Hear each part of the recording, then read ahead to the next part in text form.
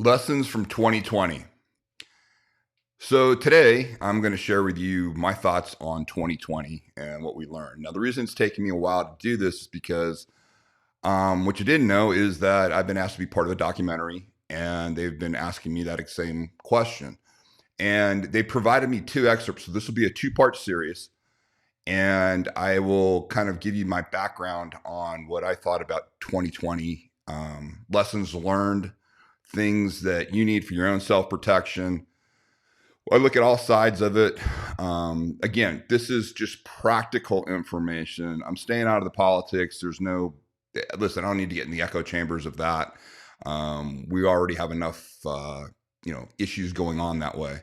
So each clip is about 8 minutes, and I think you're going to get a lot out of it. And also, it will really help you kind of solidify, how we look at violence and how important it is to make sure that you understand the difference between what you need to participate in and what you don't need to participate in, because emotions have never been higher, and emotions have driven us to participate in acts of violence that we didn't have to, or put ourselves in a situation where we get involved with violence and we didn't have to. So before we start, please subscribe, please hit the notification bell, please make sure that you make your comments. And most importantly, please let people know that this information's out there and help us build this channel. It's been amazing, and you guys are the big part of it. Okay, so let's go ahead. I'm just going to play the clip for you. Again, it starts out right in the middle of something that we're doing. Also, to let you know, there's a couple of pauses in between. It goes dark, and then it opens back up because it's just different segments. All right, so just want to prep you for that. And then I'll make my comments after the video.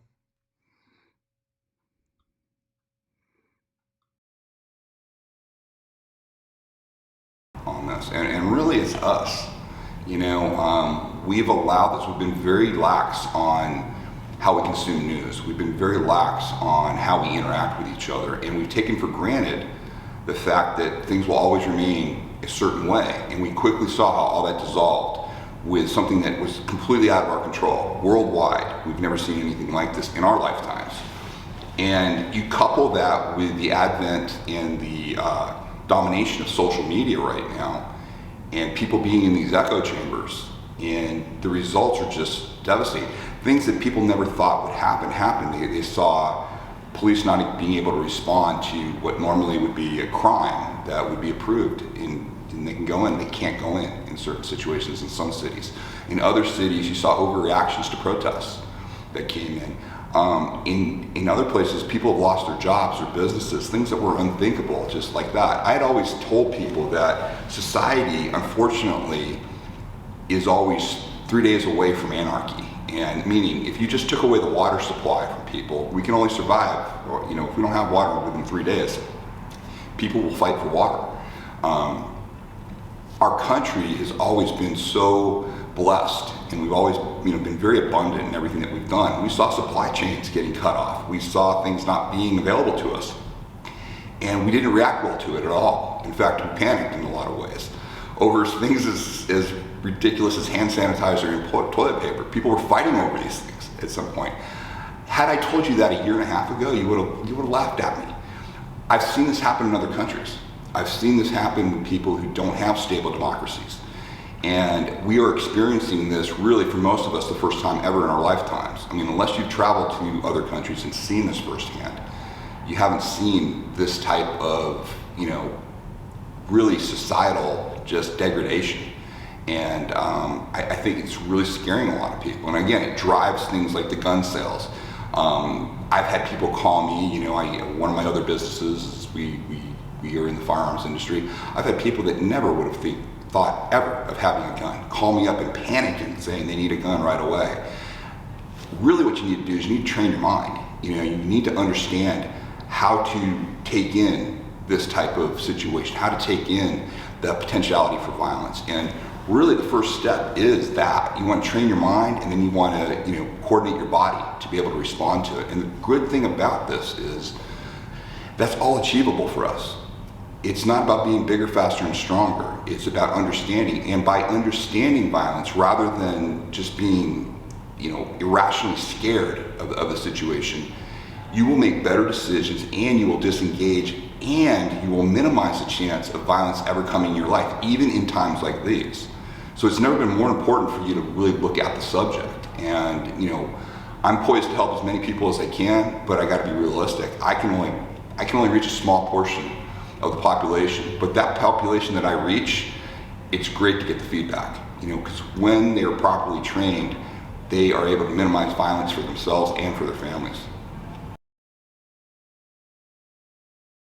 I've seen groups, I've seen extremist groups, I've seen, extremist groups on all sides, and they were always marginalized. And we saw people, preparing for the end of the world. We saw people storing food and all this, and people would, sometimes openly mock those types of things. And the idea of preparation now, of course, is really coming home to roost here. It's not just the idea of, say, if you live in San Francisco, being prepared for an earthquake or something like that. We saw across the country devastation that we hadn't seen, economic devastation. We've seen people lose jobs, and whole industries shut down literally overnight.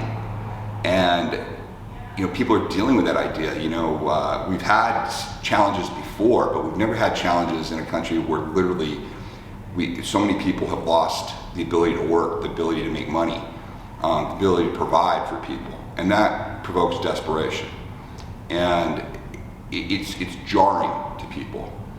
And probably, what's more important now is you are more in danger of overreacting in a situation that a year ago it wouldn't have bothered you at all. In fact, you never would have even reacted the way you are. So it's even more important now to understand how to respond to challenges and what you have to respond to and what you absolutely don't have to respond to. Controlling what you can control is really the way to do that. And a great first step is to understand, how the tool of violence works, when it would ever be appropriate, and then you have a really good basis for how you're going to act to protect yourself and your family, and also to minimize the chance of any of this stuff coming into your life, which is really important. I see people taking so many unnecessary risks right now. They're letting their emotions, just drive them to do things they would never do, go out in the streets and just get in fights with people. We've seen family members just, divide upon, across political divisions to where they're not talking to each other anymore. And it actually is provoking sometimes violence. This shutdown, we've seen huge increases in suicide, domestic abuse, child abuse. There are a lot of real things happening right now that aren't being discussed, and yet are very real to those that are being affected by it. It's funny, people ask me, or how have you prepared for this? And I guess my answer, and I don't mean it in a flippant way, this is my life. This is what I've been doing for 30 years, so I don't feel unprepared for this. And I certainly don't feel validated. I want to be very clear about that. I do not, people say, oh, this must be really great for your business. It's not great for my business. I would much rather be back in normal times and, training those that willingly come. People aren't just willingly coming, they're feeling they have to come now. And that to me is disturbing.